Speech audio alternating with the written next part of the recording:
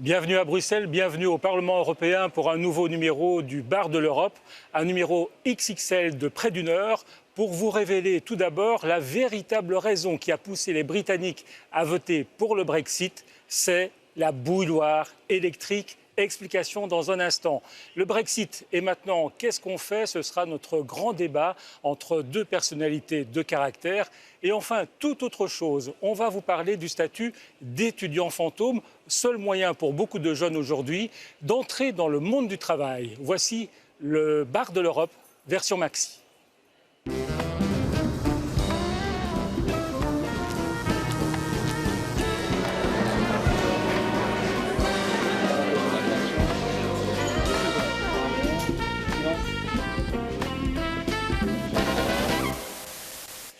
Et je vous présente Claude Rolin. Merci d'être avec nous. Vous êtes député européen, pas depuis très longtemps. Vous avez été élu en 2014. Avant cela, vous étiez syndicaliste à un très haut niveau, il faut dire. Vous avez fini comme secrétaire général de la CSC, c'est-à-dire un des tout grands syndicats en Belgique. Alors, avant de vous expliquer pourquoi le Brexit a été provoqué par la bouilloire électrique, ce Brexit, ce divorce annoncé, vous le voyez comment? Il doit aller vite ou bien on doit prendre son temps?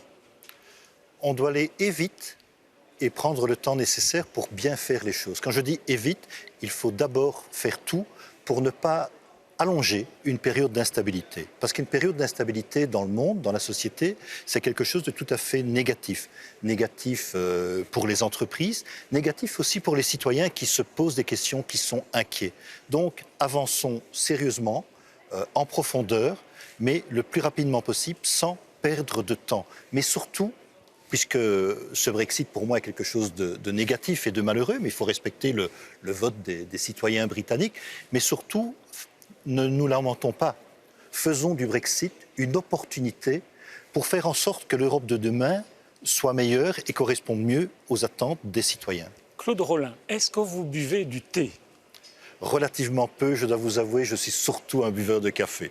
Alors Isabelle Heusen, le thé, la bouilloire électrique, c'est peut-être ça, la vraie raison du Brexit. Expliquez-nous. Alors évidemment, ça peut sembler une histoire très anecdotique, mais finalement elle est peut-être très révélatrice de ce climat qui a souvent existé entre le Royaume-Uni et l'Europe. Je m'explique. Vous savez qu'au Royaume-Uni, la cup of tea, c'est vraiment un rituel sacré qui rythme toute la journée des citoyens.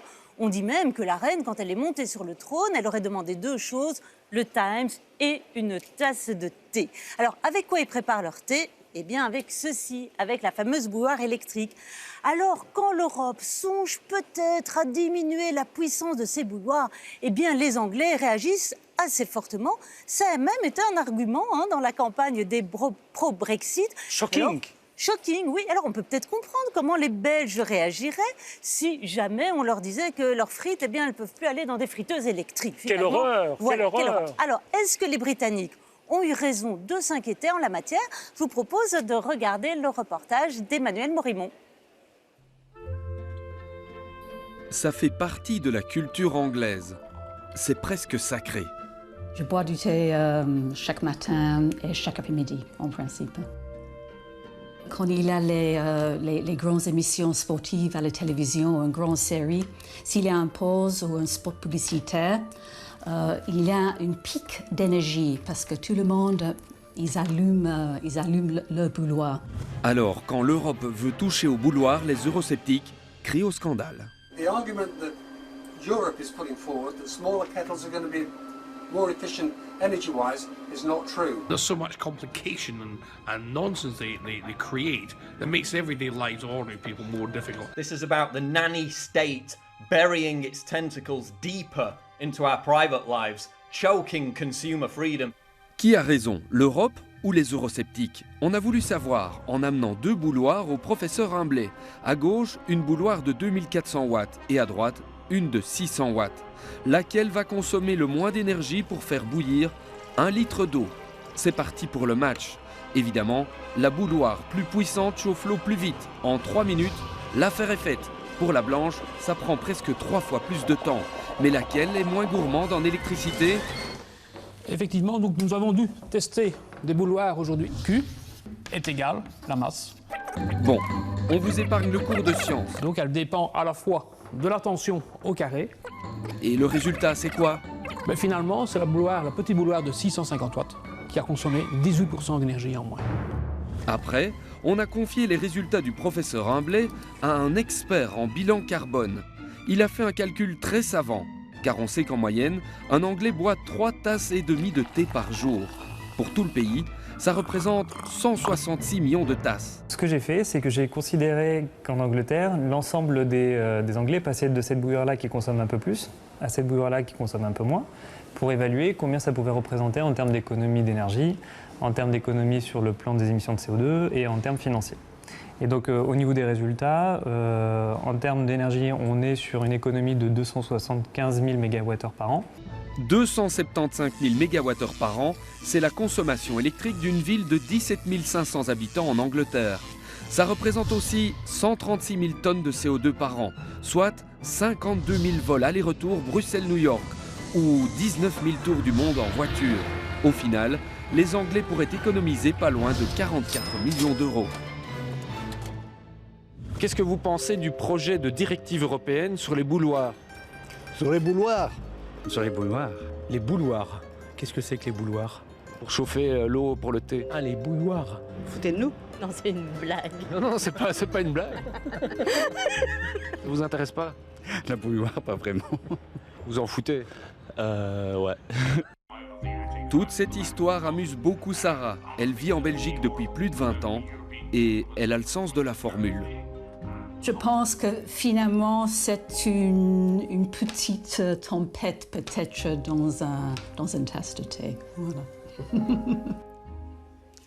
Claude Rollin, dans ce reportage, il y a ce Britannique qui dit « L'Europe crée des complications dans la vie des gens ». C'est parfois le sentiment de beaucoup de citoyens et pas simplement des Britanniques. Je pense que c'est un sentiment qui existe et qui est plutôt généralisé. Alors il est généralisé pourquoi? Je pense pour deux choses. D'une part parce qu'il y a une mauvaise connaissance et une mauvaise appréciation de toute une série de réalités, notamment du pourquoi d'une série de mesures ou de réflexions, mais aussi parce que quelquefois l'Union européenne s'occupe de trop petites choses et peut-être pas assez des grandes choses. Maintenant, il faut bien voir aussi que ces éléments-là servent d'arguments et quelquefois d'arguments malhonnêtes pour attaquer l'image de l'Union européenne. Et la petite émission que nous avons vue là, le petit reportage, montre à quel point, sur quelque chose qui peut paraître aussi ridicule, effectivement, qu'une bouilloire, on peut être sur des grands enjeux. Un des défis pour l'Union européenne et même un défi pour la planète, c'est d'arriver à avoir une planète qui soit encore habitable après-demain pour nos enfants, pour nos petits-enfants. Et on sait que ça, on ne le réussira que si on diminue ce qu'on appelle notre empreinte carbone. Je vais faire court, si on diminue la pollution. Eh bien, effectivement, quand on voit à quel point, avec une règle qui ferait diminuer la consommation des bouilloires en règle générale, et qui ferait en sorte qu'on ait quand même la même qualité de thé, eh bien, on arriverait de faire des économies et d'avoir une planète un peu plus vivable. Mais précisément, Isabelle, c'est vrai que l'Europe se mêle de tout, notamment des bouilloires, mais comme le disait Claude Rollin, c'est parfois pour le bien du consommateur, pour le bien du citoyen. Oui, il faut savoir que là, nous, on a pris l'exemple de la bouilloire, mais ça fait partie d'une directive européenne beaucoup plus large qui s'appelle l'éco-conception, qui vise à réduire justement la puissance de toute une série d'appareils électroménagers. On l'a déjà fait avec les aspirateurs. Il me semble qu'ils ne peuvent plus dépasser 1600 watts. Et ça fonctionne quand même encore toujours très bien. Donc, de prime abord, on se dit effectivement, c'est bon, ça lutte contre le réchauffement climatique. Mais, monsieur Rollin, est-ce qu'on ne ferait pas mieux que l'Europe dise, eh bien voilà, chaque pays doit atteindre un objectif et de diminuer de X% sa consommation, mais chacun, après, fait ce qu'il veut chez lui, parce qu'on voit que les Britanniques tiennent énormément, par exemple, à la puissance de leur bouilloire. Est-ce que ça ne serait pas la solution, finalement? Il faut savoir tout d'abord, quand on fait une directive au niveau européen, une directive n'est pas un règlement, sans rentrer dans des choses un peu compliquées, mais une directive, c'est surtout une obligation de résultat, et pas tellement les moyens pour y arriver. Mais c'est vrai qu'on a des réglementations qui sont compliquées, qui sont nombreuses. Et quelquefois, dans les harmonisations, les gens ne s'y retrouvent pas. Pourquoi fait-on ça? Eh bien, si je produis n'importe quel produit, par exemple une bouilloire qui correspond à tel type de caractéristiques, eh bien, si je dois l'exporter, comme beaucoup d'entreprises le font heureusement, je vais devoir faire 27 ou 28 types de bouilloires. Que si j'ai une seule règle européenne, eh bien, avec un seul produit, je vais pouvoir exporter dans l'ensemble de l'Union européenne. Mais... Quelle économie, quelle simplification. Oui, mais on ne pourrait pas dire justement que l'Europe devrait plus se baser sur les objectifs, parce que finalement, donc de manière assez générale, quand on prend des mesures uniforme qu'il faut appliquer dans toute l'Europe, dans les 27, 28 pays à l'époque. Alors après, on doit créer des exceptions, parce qu'il y en a un qui dit « moi, ça ne m'arrange pas trop » et tout ça. Est-ce que finalement, ça ne simplifierait pas les choses?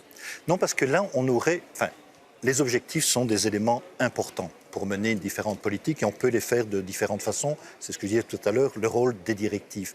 Mais si on multiplie les normes, c'est-à-dire si on a une addition de normes différentes, on rend l'espace européen beaucoup plus compliqué, beaucoup plus complexe. Imaginez pour une entreprise de devoir se retrouver, je vais à l'excès, avec 28 réglementations différentes, si elle peut n'avoir qu'une seule réglementation. Mais aussi pour les citoyens. Pour les citoyens, moi, il m'arrive d'aller acheter des produits de l'autre côté de la frontière, je suis frontalier, je vais en France. Mais j'ai envie d'avoir les mêmes normes de produits, de penser que ce que j'achète correspond aux mêmes critères. Dernier exemple que j'ai envie de donner sur une entreprise, un type d'entreprise qui est important, ce sont les chemins de fer. Eh bien, vous savez qu'aujourd'hui, nous avons encore des problèmes d'écart de voies qui sont différentes d'un pays à l'autre. Et plus grave aussi, on l'a vu dernièrement avec des drames que nous avons connus en Belgique, nous avons des appareillages de sécurité qui font de la prévention contre les accidents, qui sont différents. Et une machine qui vient d'un pays ne va pas pouvoir faire fonctionner ces appareillages de sécurité dans un autre pays.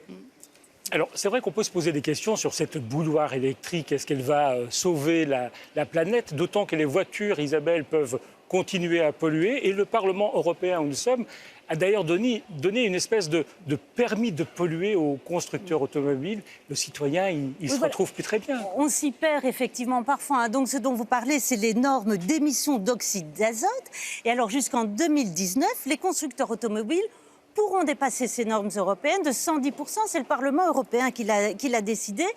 J'avoue que c'est quand même un peu incompréhensible. Alors, ceux qui ont voté pour cette mesure disent « oui, mais il faut laisser le temps aux constructeurs automobiles de s'adapter ». Enfin, ça fait quand même longtemps qu'on leur dit, ils le savent.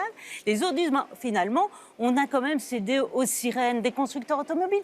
Finalement, est-ce que l'Europe, et parfois aussi le Parlement européen, est-ce qu'il ne cède pas aux lobbies, aux gros constructeurs, en laissant de côté le petit citoyen qui, lui, il va avoir une bouilloire électrique qui a moins de puissance? Non, malheureusement, et dans ce cas, le cas que vous évoquez, c'est un cas clair où l'Union européenne a reculé quelque part devant les intérêts des... Quand même. Tout à fait. Et ça vient du Parlement européen. Tout à fait. Et donc, c'est pour ça que nous avons des débats importants, mais il y a une majorité qui, malheureusement, s'est dégagée dans ce sens-là. Je vais prendre un autre exemple, qui est le problème du glyphosate, qui est un problème important. On voit à quel point il y a une pression des lobbies. Alors, je ne dis pas que les lobbies sont sataniques. Nous avons besoin, comme députés européens, d'avoir des gens qui connaissent bien le secteur, qui nous informent.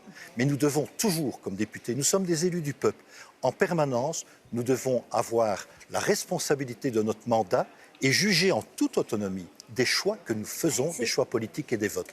Malheureusement, est-ce que c'est la ça ne se fait majorité pas des toujours. cas? Pour le moment, je vais prendre l'exemple du producteur de fromage au lait cru qui se fait embêter, alors que le Roundup, le glyphosate, lui, est encore toujours admis, alors qu'on le considère comme cancérogène. Pour le citoyen, c'est quand même des choses très difficiles à comprendre. Et je comprends que c'est difficile pour le citoyen, parce que même pour moi, c'est quelque chose de difficile. Et je vais aller plus loin, c'est quelque chose qui est inacceptable et qui met en cause des principes politiques. Dire qu'est-ce qui est important? Quand je dis les principes politiques, par exemple, la vision que nous avons de l'économie, eh bien, pour moi et pour d'autres, l'économie, elle doit être au service du bien-être des gens. Pour moi, on peut même résumer quel est le sens de l'action politique. Eh bien, le sens de l'action politique, c'est ça. Et quand le bien-être des gens vient après les intérêts économiques, nous avons un sérieux problème. Claude Rolin, le Brexit, il témoigne quand même du désaveu, du désamour du citoyen européen vis-à-vis des institutions. Et ça ne touche pas que les Britanniques. Comment on renoue le fil, le lien avec le citoyen? Donc c'est clair que le Brexit, on doit l'analyser, et il est complexe. C'est quelque chose qui n'est pas... Il n'y a pas une explication monolithique de ce qui s'est passé avec le Brexit. Mais il faut l'analyser comme un problème et comme un élément britannique, mais aussi comme quelque chose de plus profond, qu'on voit se développer avec les courants qu'on appelle les courants eurosceptiques, sur lesquels se développent aussi des forces antidémocratiques comme l'extrême droite. Alors, l'extrême droite, il n'y a pas d'excuse par rapport à ce type d'idées, mais les gens qui votent pour des formations d'extrême droite, une partie d'entre eux le font, ne sont pas des extrémistes de droite, mais simplement des gens qui sont effectivement perdus par rapport aux situations. Et donc l'Union européenne doit absolument se saisir peut-être, j'ai envie de dire, de cette chance. Se saisir de cette chance en tirant les enseignements et en modifiant une série d'axes politiques et de priorités qui sont les siennes. Est-ce que les responsables européens écoutent le citoyen? Est-ce que vous savez ce que le citoyen attend des institutions européennes aujourd'hui? En tous les cas, ce que je sais, c'est qu'il n'existe pas un citoyen européen. Je fais beaucoup de réunions dans les communes, dans les sections le soir. J'ai l'avantage de pouvoir le faire souvent parce que j'habite en Belgique et donc le Parlement est la plupart du temps en Belgique. Il y a des citoyens qui pensent des choses différentes. Si je prends de nouveau l'exemple du glyphosate, j'entends quand même des agriculteurs qui m'interpellent en disant « Écoutez, Monsieur Rollin, vous n'allez quand même pas nous enlever un outil de travail important pour nous au quotidien. » Mais j'entends plein de consommateurs qui disent « Moi, je veux un produit de qualité. » Je leur réponds en disant « Eh bien, vous, agriculteurs, réfléchissez, mais vous avez intérêt de continuer à avoir une image qualité forte pour vos produits pour essayer d'allier ces différents éléments. » Beaucoup de citoyens veulent surtout vivre mieux. Oui, ils veulent vivre mieux et ils ont raison, mais pour pouvoir vivre mieux, il faut aussi trouver des réglementations, des accords qui correspondent au maximum, au plus de gens possible dans la société. Et nous avons un double rôle, un rôle d'écoute des citoyens, c'est important, mais aussi un rôle de pédagogie que nous n'utilisons pas suffisamment. Expliquer. Est-ce que vous croyez vraiment que l'Europe va se saisir de ce qui lui arrive maintenant, de ce Brexit, auquel elle ne s'est pas vraiment préparée, pour rebondir? Parce qu'on a quand même vu avant cela, chaque fois que l'Europe s'est trouvée comme ça face à un vote négatif, je pense par exemple au traité constitutionnel, elle n'avait pas de plan B, elle mettait du temps à réagir, elle bricolait un petit peu quelque chose. Est-ce que cette fois-ci, il y aura un vrai sursaut? Je ne sais pas vous répondre à cette question, mais ce que je peux vous répondre, c'est que j'ai une conviction profonde que si l'Union européenne et l'ensemble de ses institutions ne sont pas en capacité de répondre positivement à ce défi qui nous est posé, eh bien effectivement, on va vers le délitement et la destruction du projet européen qui reste quelque chose de fondamentalement positif. Les gens qui sont contre l'Europe, qu'est-ce qu'ils nous disent aujourd'hui? Nous voulons récupérer de la souveraineté. Eh bien, la souveraineté sur le plan national dans un monde globalisé, sorry de l'expression, c'est du pipeau. Même la grande France, et encore plus la grande Allemagne, être souveraine dans un monde globalisé, ce n'est pas vrai. Le seul espace où nous pouvons retrouver une souveraineté, c'est le faire comme Européens. Et là, nous avons cette capacité parce que nous sommes un grand espace avec plein de qualités et de différences, mais qui seront notre force. Merci Claude Rollin d'être venu boire une tasse de thé avec nous. Et on va passer à présent à notre grand débat sur le Brexit avec Charles Tannock, député européen britannique, il est conservateur, et Philippe Lamberts, qui est coprésident du groupe des Verts ici au Parlement européen. Mais tout d'abord, on va regarder ce que pense Chloé, notre citoyenne européenne modèle du Brexit. En fait, elle a fait un très très mauvais rêve.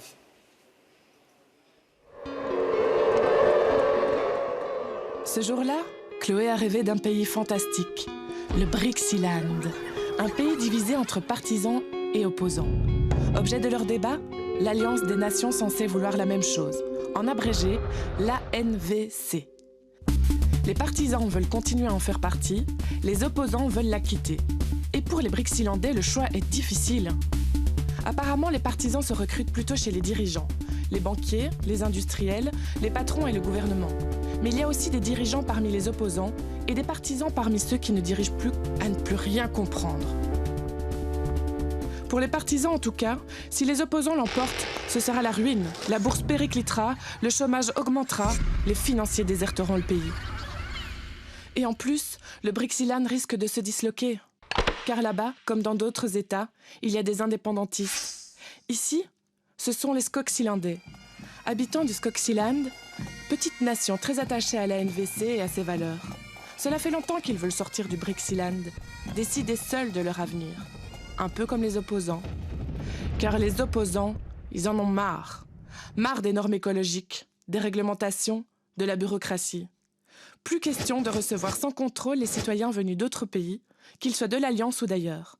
Pour eux, la NVC doit être fermée de l'intérieur et à l'intérieur. Et le Brixiland doit être une île. Nous sommes le peuple, disent-ils. Les autres, ce sont les riches, l'establishment, les multinationaux. Ce sont les grandes banques, ceux qui ont eu la belle vie ces dernières années. Bref, chacun va devoir se positionner, dire s'il est partisan ou opposant. À l'extérieur, on est sceptique. Certains sont partisans des opposants, D'autres partisans des partisans, les dirigeants, même le président des États-Unis, soutiennent les partisans. Mais parfois, les partisans des partisans hésitent, car tout de même les partisans brixillandais les empêchent souvent de faire ce qu'ils veulent. Et donc certains partisans espèrent la victoire des opposants. Un véritable capharnaüm. Chloé émerge. Les opposants ont gagné. Et la NVC dans tout ça? Va-t-elle en profiter pour se réformer? Ou va-t-elle se disloquer? Alors, l'Europe va-t-elle imploser? L'Europe, ou plutôt l'ANVC, excusez-moi. Je vous présente Charles Tannock. Vous êtes député européen, britannique, membre du Parti conservateur de David Cameron. On ne va pas le cacher, vous étiez opposé au Brexit. David Cameron, il a fait une grosse bêtise. Écoutez, il a fait ce qu'il fallait faire à cette époque-là, parce qu'il y avait une menace énorme contre mon parti. Nous étions en train de perdre beaucoup de votes au UKIP. Et selon les conseillers de M. Cameron, on allait gagner cet référendum parce que c'était une question de l'économie. Il croyait que l'histoire allait se... disons que toute la politique, la campagne serait au sujet des avantages économiques d'être dans le marché unique, dans l'Union européenne, tout ça. Malheureusement, on a gagné cette partie du discours, mais quand ils ont commencé de parler sur la question de l'immigration, c'était une catastrophe parce que il y a beaucoup de tensions, beaucoup de haine, beaucoup de pression. Et la campagne pour sortir, ils ont réussi à faire un appel direct aux minorités du Commonwealth, parce qu'ils peuvent voter, ils ne sont pas britanniques, mais ils ont le vote, en disant qu'il y aura un nouveau traité avec le Commonwealth pour avoir de l'immigration qui vient de l'Afrique, de l'Asie ex-britannique, au lieu des Polonais. Alors, un Pakistani au lieu d'un Polonais pour un nouvel deal avec le Commonwealth. En même temps, M. Farage allait au quartier blanc à dire qu'on va empêcher on ne peut pas empêcher que la Turquie devienne membre de l'Union européenne, que tous les réfugiés syriens qui sont en Allemagne, ils vont avoir un passeport allemand et ils vont tous venir en Angleterre. Oui, il a joué sur les peurs. C'était une manière d'avoir peut-être 1 million de votes comme ça. Philippe Lamberts, vous êtes coprésident du groupe des Verts ici au Parlement européen. La grosse erreur de David Cameron, c'est pas d'avoir parié sur le fait que les Britanniques allaient voter pour l'Europe, alors que lui-même n'a jamais cessé de la critiquer. Bah écoutez, ça c'est un petit peu l'ambiguïté. Vous voyez, quand David Cameron vient à Bruxelles et conclut un accord à l'amiable avec les 27 autres chefs d'État et de gouvernement, ce soir-là, il dit « J'aime la Grande-Bretagne, je n'aime pas Bruxelles ». Je dis, commencer une campagne en faveur du maintien dans l'Union européenne en disant « Je n'aime pas Bruxelles », c'est l'air de dire « Ça sent, mais suivez-moi ». Je veux dire, ça n'est pas très convaincant. David Cameron n'a jamais été un Européen convaincu. Je veux dire, moi je connais beaucoup de ses collègues et Charles en est un, mais je veux dire, je sens un engagement européen de la part de beaucoup de députés conservateurs britanniques, et je dirais même que ce sont souvent les députés les plus bosseurs. Ici, c'est vraiment des gens qui connaissent leur dossier, qui s'engagent pour l'Europe, mais je n'ai jamais senti chez David Cameron cette fibre forte que je sens chez beaucoup de ses collègues de parti. Et donc je pense que du côté de ce leadership-là, il n'y avait rien. Du côté du Labour, du parti travailliste britannique, là, très franchement, j'ai senti une froideur totale à l'égard de l'Union européenne. Finalement, il y a mes 6 députés britanniques, donc 3 verts et 3 régionalistes, donc 2 Écossais, une galloise, qui se sont engagés à fond dans la campagne, sans aucune restriction. Et d'ailleurs, ils ont dit pour nous, c'est une question existentielle. Faire partie de l'Union européenne, c'est d'abord parce qu'ensemble, on est plus fort. Et en fait, c'est ça l'argument. C'est ensemble, on est plus fort. Ce n'est pas juste, en fait, parce que je crois que M. Cameron, quand il s'est aperçu du risque qu'il y aura un Brexit il y a quelques semaines, vraiment, il a fait une campagne très positive pour l'Europe, parce qu'il a compris que dans l'histoire, ça va être très mal jugé, le fait qu'il serait le Premier ministre qui a sorti mon pays de l'Union européenne. Alors, ce n'est pas juste, mais il faut comprendre qu'en Angleterre, au Royaume-Uni, il y a une culture dans les journaux, dans la classe politique, même dans les socialistes, contre l'Europe. Depuis 43 ans. Si on lit un journal anglais, sauf les Financial Times, par exemple, tous les autres, les tabloïds, ils ont toujours une attitude très négative contre l'Europe. Alors, David Cameron, il a compris ça. Alors, il est un politicien comme les autres. Il n'a jamais compris comment ça fonctionne ici. Avant de devenir Premier ministre, il ne connaissait pas bien comment ça fonctionnait Charles ici en Tannock, Europe. on évoque maintenant l'idée d'un nouveau référendum. Est-ce que c'est imaginable, ça? Est-ce À que mon vous, avis, vous le souhaiteriez? Moi, je fais un appel simple pour avoir des élections, pour un nouvel gouvernement, élections parlementaires. Il faut que le nouveau Premier ministre, nouvelle Première ministre, que cette personne-là ait un mandat direct pour renégocier quelque chose. Parce qu'à cet instant-ci, il n'y a pas de plan alternatif. Les Brexiteurs n'ont jamais pensé qu'ils allaient gagner ce référendum. Ils l'ont gagné par surprise. Ils n'ont pas un plan, ils n'ont pas une cohérence. Ils ne savent pas s'ils veulent la question de OMC, la question de Norvège, la question de la Suisse, ils ne savent pas. Alors il faut avoir une campagne. Par rapport à l'Europe, je ne comprends pas très bien. Vous pensez qu'il y a moyen de faire marche arrière? Oui, ou bien maintenant il faut accepter effectivement le vin est tiré, il faut le boire? La situation politique au Royaume-Uni est très fluide maintenant. Le Parti socialiste est en train de casser en deux. On ne sait pas. Mais s'il y aura des élections anticipées législatives dans lesquelles tous les partis, par exemple le Parti libéral a dit qu'ils veulent réentrer dans l'Union européenne, ils veulent annuler le résultat et recommencer du début. Alors, ce n'est pas impossible qu'il y aura un gouvernement libéral, je ne sais pas. Le Parti conservateur n'a pas une position officielle. Qu'est-ce qu'ils veulent? Ils veulent le EEA, le Norvège, plus ou moins. La question principale, c'est d'avoir des concessions sur la question de l'immigration, des limites, des numéros, par exemple. Si l'Union européenne vient nous dire, écoutez, on va avoir un cap sur les numéros, c'est tout possible, même en seconde référendum. Vous remettez des conditions, là, Charles Tannock, pour rester dans l'Union européenne? Et bien sûr qu'à mon avis, si on va faire de nouveau un autre référendum, il faut qu'on ait des changements. Oui, mais on vous a déjà fait quelques cadeaux, hein?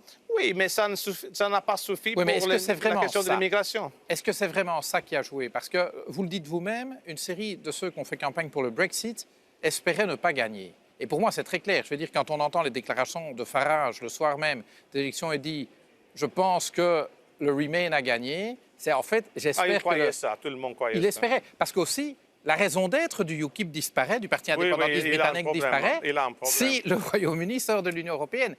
Moi, je suis assez d'accord avec l'approche de Charles Tannock. Je veux dire, rien n'oblige le gouvernement britannique à déposer une demande de sortie. Le référendum n'a aucune valeur contraignante. Alors, il a un poids politique très fort, mais il n'a pas de valeur contraignante. Autrement dit, si la Chambre des communes, si le gouvernement décide d'ignorer ce référendum, ils peuvent. Mais politiquement, c'est évidemment difficile. Mais pour moi, Philippe la seule Lamberts, chose... là, vous dites le contraire de ce qu'a dit le Parlement européen cette semaine, à savoir il faut aller vite, il faut divorcer. Eh bien, nous ne sommes pas d'accord avec ça, nous l'avons dit, nous l'avons répété en plénière. Moi, je ne suis pas d'accord avec ça non plus. C'est ce que j'ai dit, j'avoue que j'ai changé d'avis sous le choc de l'émotion vendredi matin. J'ai dit, maintenant, Cameron doit assumer sa bêtise et donc maintenant, il doit déposer la demande. Et en fait, j'ai dormi là-dessus et je me suis dit, en fait, c'est pas très malin. On a connu, et je sais que la comparaison est peut-être un petit peu osée, mais fin juillet, début août 1914, on a réagi instinctivement. L'un mobilisait, l'autre mobilisait, on est arrivé à la guerre. Ici, on ne parle pas de guerre, mais on parle quand même de choix structurants pour l'avenir. Je pense qu'il faut se donner le temps de respirer un bon coup, de s'ancrer dans le sol et de prendre des décisions en connaissance de cause. Et moi, je serais partisan... Enfin, on a tous à perdre de cette affaire-là. Enfin, moi, je trouve que c'est une mauvaise affaire pour l'Union européenne que le Royaume-Uni quitte. Pour moi, c'est une question de puissance stratégique. C'est l'Union qui fait la force, c'est une devise belge. Clairement, quand un membre de l'Union s'en va, c'est toute l'Union qui est affaiblie. Ah oui. Et par ailleurs, moi, j'ai toujours dit, l'Union européenne, c'est l'unité dans la diversité. Et donc, pour moi, je ne veux pas être à une table où, finalement, seule la voix allemande dicte la manière de penser. J'ai beaucoup de respect pour l'Allemagne, mais vous savez, la Belgique a été créée comme État tampon à l'instigation du Royaume-Uni entre la France et l'Allemagne. Moi, j'ai toujours trouvé très utile, même si je ne suis pas toujours d'accord avec le gouvernement britannique.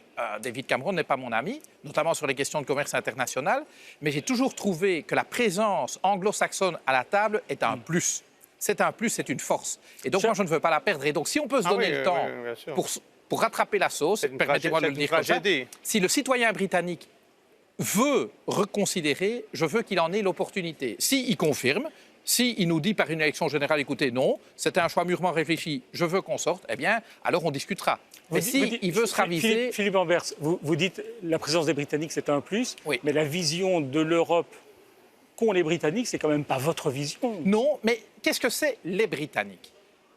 C'est pas comme s'il y avait les Britanniques, il y a de la diversité. Je dis, déjà, si on regarde les résultats du référendum, 2 des 4 nations constitutives du Royaume-Uni ont voté massivement pour le Remain, par une marge beaucoup plus importante que la marge totale, puisqu'il y a un écart de 4 points, si je ne me trompe, c'est 52-48 pour le Brexit, mais en Écosse, c'est 60-40 pour rester. En Irlande du Nord, j'ai oublié le chiffre. Oui, ça, et donc, il y a je une crise constate que les constitutionnelle Britanniques, maintenant. ça ne veut rien dire. Et donc, il y a des Britanniques qui partagent complètement notre vision de l'Europe. Il y en a d'autres qui ne la partagent pas, mais nouveau, ça, c'est l'unité dans la diversité. Charlotte Tannock, vous êtes député européen, vous allez continuer à travailler comme si de rien n'était? Ça, c'est compliqué pour nous, mais pour l'instant, je vais continuer comme je travaillais avant parce que, comme j'ai dit, c'est impossible de prévoir exactement qu'est-ce qui se passe. Si, par exemple, on a un traité qui est le système de la Norvège, le EEA, la zone économique européenne, beaucoup de lois qui se passent ici seront applicables au Royaume-Uni. Alors, je suis législateur, je dois continuer à législer dans les positions qui sont favorables pour mon pays. Même si on sort, c'est probable qu'on va avoir accès au marché unique. Alors, pour l'instant, c'est à peu près business as usual anglais. Alors, on va voir, mais comme j'ai dit, s'il y a des élections pour le Parlement national et on a des campagnes dans lesquelles tous les partis principaux, même les Verts, même les libéraux, ont une position pro-européenne, les autres moins européens, on va voir qu'est-ce qui sort de ça. Exactement. On va faire une petite pause. Ibtissem va nous rejoindre. C'est notre grande spécialiste du web. Et sur le web, sur les réseaux sociaux, sur la toile, il y a une petite musique que l'on entend en boucle.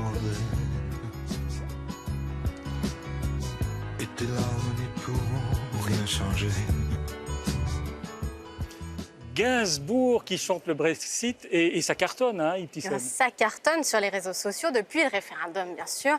Eh ben oui, en même temps, c'est d'actualité. La Grande-Bretagne a plaqué l'Europe et pleurer n'y changera rien. Hein. Ils ont même annoncé leur divorce sur Facebook. C'est dire que c'est officiel. Hein. En attendant, ils ont fait des petits expatriés. Ils vivent en France, en Belgique. Mais que vont-ils devenir? C'est la question qui agite les réseaux sociaux. Alex Taylor, ce journaliste britannique qui vit en France, fait le tour des médias. Il a fait un tweet qui est devenu célèbre. Je vous le lis. Il dit « Je suis un expatrié qui vit en France. Ma vie est maintenant tourmentée du fait qu'il soit possible que je perde tous mes droits. Si je reviens, vous allez voir à quel point je suis en colère. » Alors Laura, qui le suit, lui demande s'il peut prendre la nationalité française. Elle pense prendre la nationalité belge. Eh bien oui, Laura, il y pense et il y pense même depuis des mois. Alors en attendant, on va revenir aux bonnes vieilles méthodes. Hein. Direction la préfecture, on va demander une carte de résident, comme le papa de Jamé dans ce tweet, hein, qui le fait depuis 1962. Ça fait un bail. C'est de longues démarches, hein, un peu de patience et Jamé précise que ça peut être un peu pénible aussi. Alors, cela dit, c'est pas nouveau hein, qu'il y ait des brouilles, que ça chauffe entre l'Union européenne et les Britanniques.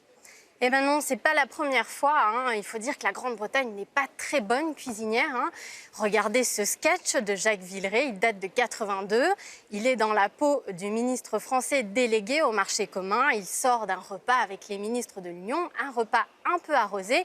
La Grande-Bretagne a servi du poulet. Regardez ce que ça donne. Lorsque le poulet au porridge est arrivé, là, tout le monde a... Rien que la sauce, déjà, ça avait l'air pire que les hormones.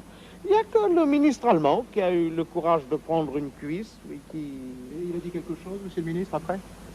Non, très sincèrement, il s'est contenté de recracher en proposant que la Grande-Bretagne soit exclue du marché commun. Alors, le poulet au porridge, monsieur Tannock, vous connaissez, vous faites ça à la maison, dites-nous tout. Qu'est-ce que c'est? Moi, je ne suis pas... Ah, le porridge, moi, je suis d'origine écossaise, mais parlons de la question de la nationalité. Moi, je suis en train de faire une application pour mon passeport irlandais pour rétablir comme citoyen européen. Comme ça. Mais moi, aujourd'hui, j'ai fait un appel à mes collègues polonais, etc., pour que les communautés polonaises, slovaques, tchèques et tout ça, bulgares et romains, il y a 3 millions de citoyens européens qui habitent au Royaume-Uni, mais ils ne peuvent pas voter. Alors, ils sont complètement exclus du débat. Si tous ceux prennent la nationalité britannique, ils pourront voter dans les élections parlementaires. Ils auront vraiment une influence. Il y a moyen? Pardon? Il y a moyen? Il faut être président pour 5 ans. Ah oui? Après 5 ans, on peut se naturaliser et comme ça, ils peuvent voter même dans le référendum. S'il y a une seconde référendum, ils peuvent changer tout le panorama politique s'ils ont la volonté de se... Ce qui était frappant dans le référendum, c'est que les Britanniques qui vivent dans les 27 autres pays de l'Union européenne n'avaient pas le droit de vote. Après 15 ans, ma mère qui habite à Paris a perdu son droit de vote, mon beau-père a perdu son droit de vote, ma femme ne pouvait pas voter, mais un citoyen du Mozambique ou du Rwanda, parce qu'ils ont fait partie du Commonwealth, ils pourraient voter dans le référendum. C'est absurde. Mais oui, mais alors, Monsieur Tannock, Monsieur Lambert, des problèmes, il n'y a pas que ça, il y en a eu beaucoup d'autres. Et ça a continué, on le sait. C'est un peu je t'aime, moi non plus. C'est un peu compliqué. Allez, je vais vous aider à y voir plus clair dans tout ça avec amour, gloire et Brexit.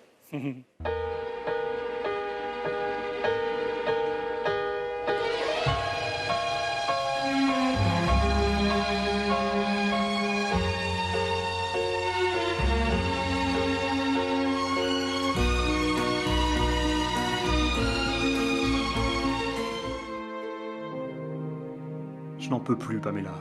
Je voudrais avoir un poids plus important dans le monde. C'est-à-dire? Avec toi, ma voix ne porte plus. Bien sûr que si, Brendan.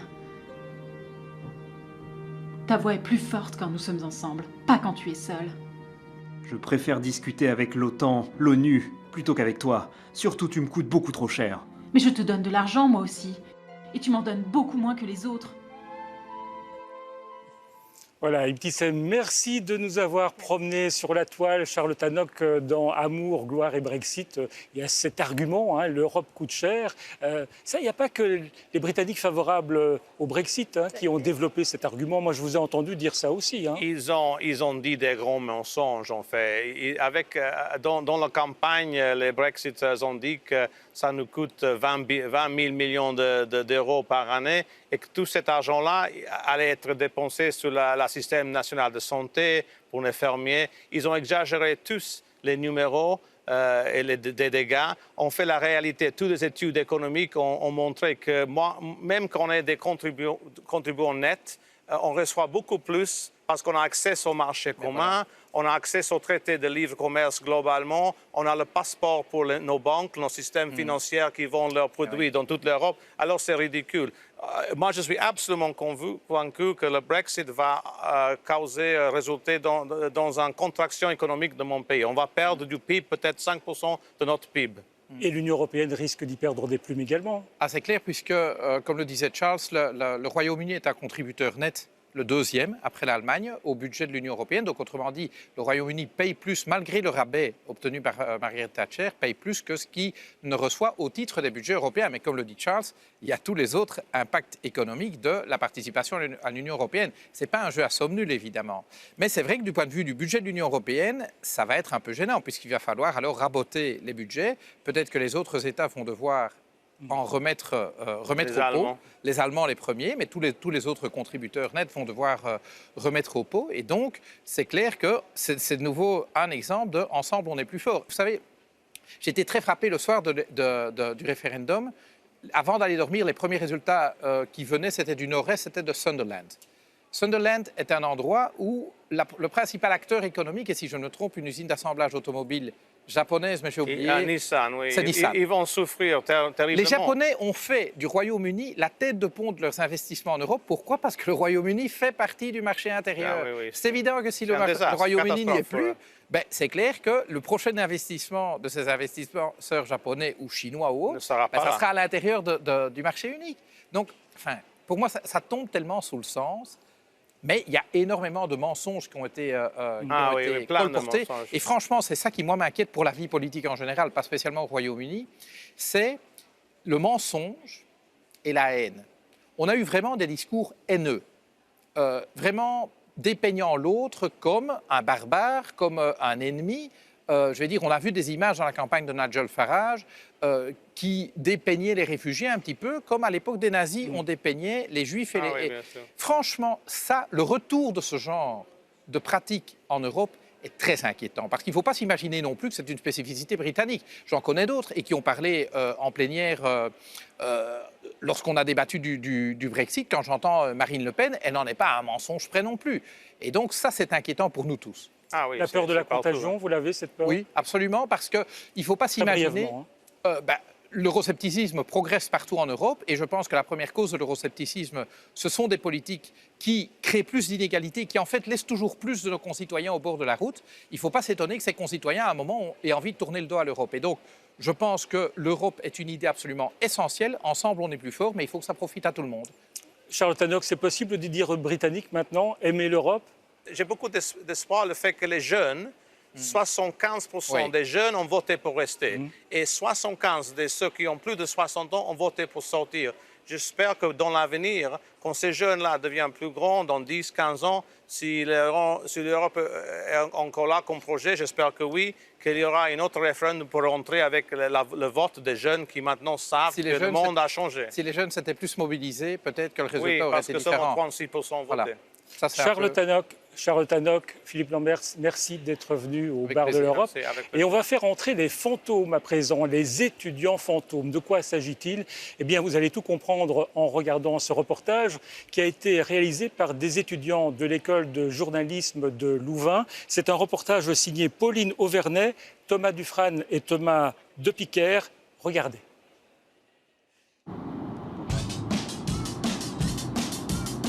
Direction Strasbourg, dans le nord-est de la France. Son architecture, sa cathédrale et ses étudiants.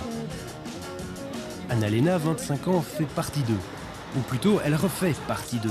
Après 5 ans d'études en supérieur, elle s'est réinscrite à l'université. Mais cette fois, ce n'est pas pour suivre les cours. Alors là, on va sur mon lieu de stage. Je travaille pour un site internet culturel. Pour me réinscrire à la fac, j'ai dû payer environ 200 €. Donc on peut dire que j'ai acheté ma convention de stage en fait. En France, seules les universités peuvent délivrer une convention de stage. Anna-Lena s'est donc inscrite pour une licence en langue étrangère appliquée. Mais bien loin les bancs de l'école. Elle fait partie de ces étudiants fantômes qui ne s'inscrivent pas à l'université pour les cours, mais uniquement pour obtenir le statut de stagiaire. Bien que précaire, ce statut lui permet d'acquérir de l'expérience. Une expérience indispensable pour obtenir une place sur le marché du travail. En attendant, faute de mieux, elle s'occupe des réseaux sociaux dans une association culturelle. Moi, de base, je veux être journaliste. Et là, je fais très peu de rédactionnel. Et le problème, entre guillemets, du community management, c'est que ça oblige à rester dans un bureau, derrière son ordinateur. Et moi, j'ai choisi à la base de faire du journalisme pour ne pas être tout le temps dans mon bureau et aller sur le terrain. Et là, c'est ça ce qui me manque. Si le community management ne lui plaît pas particulièrement, en tant que stagiaire, c'est aussi et surtout son salaire qui pose problème. Alors actuellement, je suis payée un peu plus de 500 € pour 35 heures par semaine. J'ai quand même fait 5 ans d'études après le baccalauréat, j'ai validé mon master, donc je considère qu'avec ce niveau d'études, je devrais être payée plus. 500 € par mois pour 35 heures semaine. Faites le calcul, ça correspond à moins de 3,50 € de l'heure. Une rémunération qui pose question par rapport au rôle du stagiaire dans une entreprise. Si après 5 ans d'études, Anna-Lena s'estime apte à s'engager totalement dans le monde du travail, ce n'est pas la vision de son employeur. Les gens considèrent ça comme une première expérience professionnelle. On a eu pas mal de gens qui ne se sentaient pas encore prêts à se lancer dans le monde du travail parce qu'ils n'étaient pas encore tout à fait sûrs de ce qu'ils avaient envie de faire. C'est un peu un sas en fait entre le monde de la fac, de l'université et le monde du travail. Un monde du travail qui a de plus en plus de difficultés à accueillir les jeunes diplômés. En France, selon les chiffres officiels, le nombre de stagiaires a presque triplé depuis 2006. Ils sont aujourd'hui plus d'1 600 000. Pour Anna-Lena, loin d'être indépendante, la fin de ses études a sonné comme un retour à la maison familiale. C'est difficile de revenir vivre chez sa mère à 25 ans. Là, on est dans ma chambre d'enfance. Ça fait près de 6 ans que j'étais indépendante, que j'avais mon appartement. Et de revenir maintenant vivre chez sa mère, c'est assez difficile et je le vis un peu comme une régression. On s'entend très bien, on fonctionne très bien dans la maison, mais en même temps, je sens que maintenant, elle a besoin de cette liberté. Devoir enchaîner stage sur stage, contrat précaire sur contrat précaire, c'est pas normal, c'est de l'exploitation. Face à cette situation, Anna-Lena se rend compte qu'elle est bloquée dans un engrenage. Je suis assez pessimiste concernant mon avenir. Je continue de faire des candidatures. J'ai que des réponses négatives. Toujours, on me dit que j'ai pas assez d'expérience. Donc, j'essaye de pas désespérer, mais c'est vrai que j'envisage éventuellement de refaire un stage après pour avoir encore plus d'expérience, pour enfin pouvoir prétendre à un vrai emploi. Anna-Lena se donne 3 ans pour trouver un emploi dans le journalisme. À défaut, elle s'orientera vers une autre profession. Comme des milliers de jeunes en France et en Europe, elle fait partie de cette génération sacrifiée qui n'a plus le droit de croire en sa vocation. Et je vous présente Thomas Dufrane.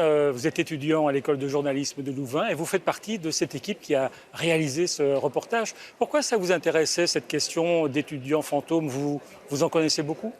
Nous, en tant qu'étudiants en fin de parcours, on est confrontés à des stages, on est confrontés à différents problèmes par rapport à la recherche d'un emploi dans le futur. Et oui, on connaît des étudiants fantômes, c'est ce qui nous a poussé à explorer cette question justement. Et en fait, on s'est rendu compte que c'était une problématique qui était largement sous-estimée et qui est beaucoup moins marginale que ce qu'on a tendance à penser. Et ce n'est pas un phénomène très français, ça existe un peu partout en Europe? En France, effectivement, le phénomène est très, très médiatisé. La génération stagiaire, c'est un véritable problème de société. Mais en Belgique aussi, c'est répandu. Par exemple, pour donner des chiffres plus concrets, aucune loi en Belgique ne demande à un employeur de payer un stagiaire pour le moins qu'il effectue un stage de moins de 4 mois. À partir de 4 mois, donc de 5 ou 6 mois, 6 mois c'est le temps maximum, la durée maximum d'un stage. Si un stage donc fait 5 ou 6 mois, il sera rémunéré minimum 200 € par mois, ce qui ne permet absolument pas aux stagiaires de pouvoir en vivre. Alors, avant cette émission, votre équipe a rencontré un député européen, c'est Jean Arthuis, et vous lui avez demandé s'il était normal, effectivement, que des stagiaires travaillent sans être payés ou si peu. Écoutez. Non, c'est pas normal. Mais pas seulement dans les entreprises. Allez voir dans la sphère publique, dans les administrations, dans les hôpitaux, dans les maisons de retraite. Comme on n'a pas le courage de réformer le droit du travail, le statut de ceux qui sont en place, qui ont un emploi. Alors on est en train de créer une espèce de sous-prolétariat avec des statuts désespérants pour les jeunes. Le stage devrait être le moment où on est sur une passerelle entre l'enseignement général, l'enseignement professionnel et la vie professionnelle. C'est pour ça que moi je plaide pour la promotion de l'apprentissage. Pas seulement pour former des ouvriers ou des métiers manuels, mais pour former à tous les niveaux, pour des ingénieurs. Enfin, mais donc, quelque part, ça veut dire que toutes ces politiques qu'on a mises en place jusqu'à présent pour promouvoir le premier emploi des jeunes, tout ça, ça n'a pas marché. C'est du bidon. C'est de la cosmétique. C'est pour faire baisser les statistiques du chômage. Et c'est une hypocrisie insupportable. Et ce contrat d'apprentissage que vous proposez, vous croyez que ça pourrait régler tous ces problèmes-là? Oui, je le crois. Je crois que le chômage des jeunes en Europe est une situation que je trouve scandaleuse et qui porte atteinte au crédit de l'Union européenne et qui met en cause notre propre avenir. Donc ce que je constate, c'est que le chômage est très élevé. C'est 1 jeune sur 4 en moyenne, mais dans certains pays, c'est 1 jeune sur 2 et quelquefois plus. Sauf dans les quelques pays qui ont une tradition d'apprentissage. L'Allemagne, les Pays-Bas, l'Autriche. Thomas Dufrane, convaincu par les propositions de Jean Arthuis, quand on est jeune comme vous, on attend quelque chose de l'Europe? Je pense que ces propositions, ça peut être une partie de la réponse, mais au-delà de l'analyse politique, il faudrait probablement que l'Europe mette en place des solutions concrètes. Oui, on attend quelque chose de l'Europe, justement, des solutions concrètes, ça peut être une réponse, par exemple, de proposer une rémunération minimale pour les statuts de stagiaires. Et je pense que ça pourrait être, par exemple, déjà un bon début de solution. Merci Thomas Dufrane. Le Maxi-Bar se referme ici. Si vous souhaitez revoir cette émission, vous pouvez le faire sur le site de la RTBF ou le site de TV5 Monde. Merci d'être de fidèles clients du bar.